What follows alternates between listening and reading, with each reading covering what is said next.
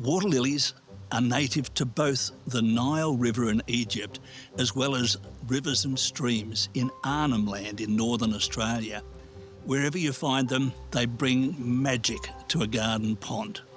Now, there's two main tribes. Firstly, the hardies. Now, these are able to withstand really cold winters. And then there's the tropicals, and of course, they like things warmer.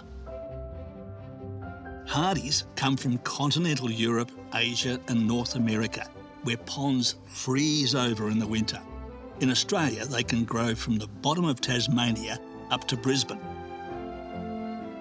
Tropicals come from both sides of the equator, right around the globe. In Australia, they can be grown as far south as the coastal areas of Melbourne. So you can see quite a big overlap. The depth of water is not such a limiting factor as you might think. Miniature potted water lilies can happily exist in 25 centimetre deep ponds or water pots. Maximum depth is just over a metre.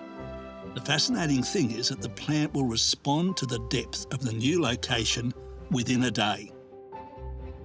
To remain healthy, the leaves of water lilies need to be dry for 80% of the time. As a result, the lilies don't like to be in the splash zone of a pond. They prefer still water. Look for specific aquatic potting mixes, which tend to be sandy and less liable to float off. You can also stabilise the potting mix by placing small pebbles or gravel on top. Feeding is the critical step in getting heavy flowering. I'm using a fertiliser tablet and applying 2 of these per plant. Rather than getting into bathers, I'm going to apply these via a split bamboo cane. Let's see how this goes. Start feeding in spring and reapply every 6 weeks until late autumn. Here's some of the latest colours from a WA-based breeding program now in its 20th year. One option these days is to colour coordinate your collection, and that's heaps of fun. Water lilies make great cut flowers for indoor display. It's worth noting, however, that they close up at night time in the pond, and they do exactly the same thing in a vase.